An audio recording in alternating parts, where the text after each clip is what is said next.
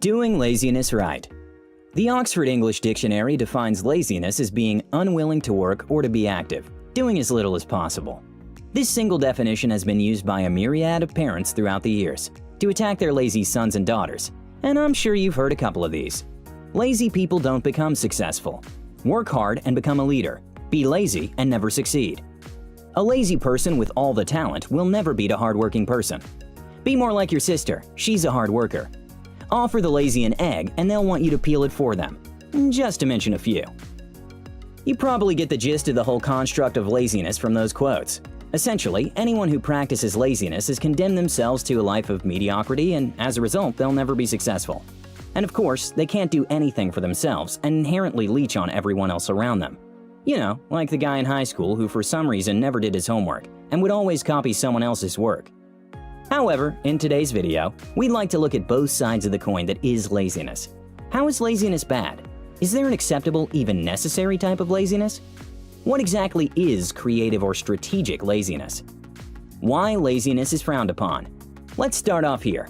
Why is there a negative connotation attached to the word laziness? Why is laziness viewed as a bad thing? Why do most people believe that laziness is on the opposite end of success? The story of Tony, the lazy mechanic, could explain this. Tony inherited his father's car repair shop, where he works as a mechanic. His customers, family, and friends have labeled him Tony the Lazy Mechanic because of how often and how lengthy his bouts of laziness are. He prefers to play video games and watch TV instead of repairing his customers' cars. This isn't to say that he doesn't do the repairs, he just does them in his own pace and time, which means he puts in as minimal effort as possible in order to get the job done. Tony's habits have placed him solidly in the list of the stereotypical lazy. He does the bare minimum to stay alive. He spends most of his days stuck in front of the TV, which could have been a good thing if he was an acclaimed movie critic or a professional gamer, but he's not. He's a procrastinator. He doesn't keep his word, and the label he carries around doesn't necessarily help matters. Here's why being as lazy as Tony is not a good thing. First, laziness leads to procrastination. Every moment that Tony picks up his gamepad to beat one more level at a game he's obsessing over is time that could have been used to perform his duties. When you postpone a task because you're unwilling to work and want to do as little as possible at the moment, you aren't really taking it out of the picture. You're just simply pushing it forward, and the end result will be either poor performance of the task you were supposed to do, or complete non-performance.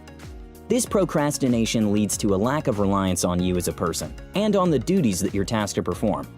Seeing as he was raised in a mechanic shop and apprenticed under his dad, Tony does have the skills to perform his duties.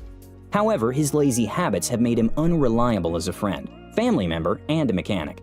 Customers can't be assured that they'll get their repaired cars in time, and even if they do, the repairs may have been done in a shoddy manner. His friends can't be assured that he will pick them over his video games, should they need help from him. Similarly, his family can't be assured that he will provide for them because the business, which is their primary source of income, isn't doing very well due to his laziness. Third is the fact that laziness has a negative impact on your health. Sitting on the couch and lying in bed for a long time is unhealthy for you and can lead to cardiovascular conditions such as coronary heart disease. Heart problems are usually a result of the weight one gains when they don't expend any physical effort. Depression, back pain, and diabetes are other health risk factors associated with laziness. Just ask Tony about his back. It's been said that practice makes perfect, and the truth of this statement can be found in the fact that laziness begets laziness. Therefore, on top of the health risks, unreliability, and procrastination that are born of laziness, there's the risk of being really good at it, that it becomes difficult to pull yourself out of it, should you be inspired to do so.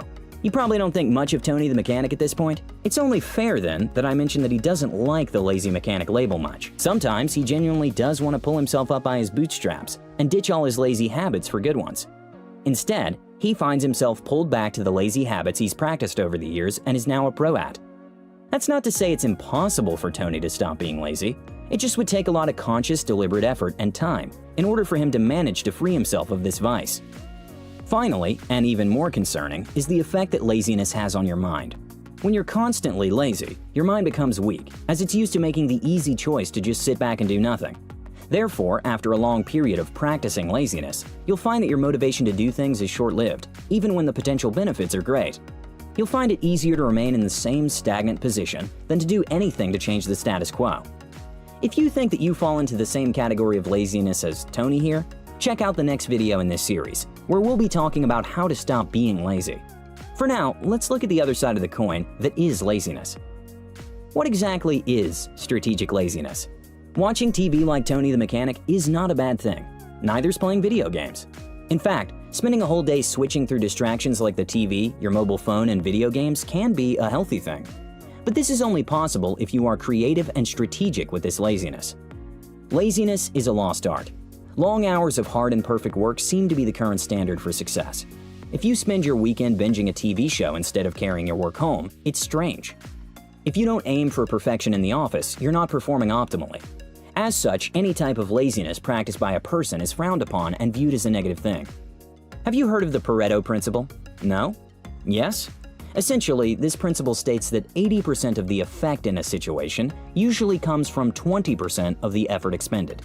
Strategic laziness demands that you identify the tasks that are of high importance to you, expend all the necessary effort you need to effectively complete said tasks, and then spend the rest of the day doing whatever you like.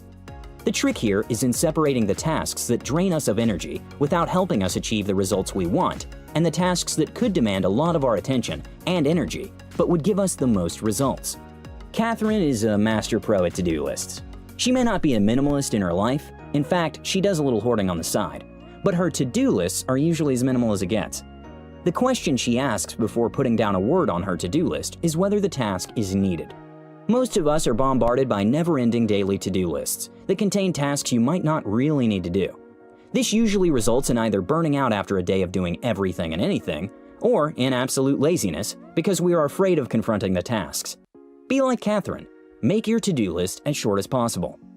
Eat a live frog first thing in the morning, and nothing worse will happen to you all day. Mark Twain probably said this in jest, but behind the funny words is a golden rule for those looking to be strategically lazy.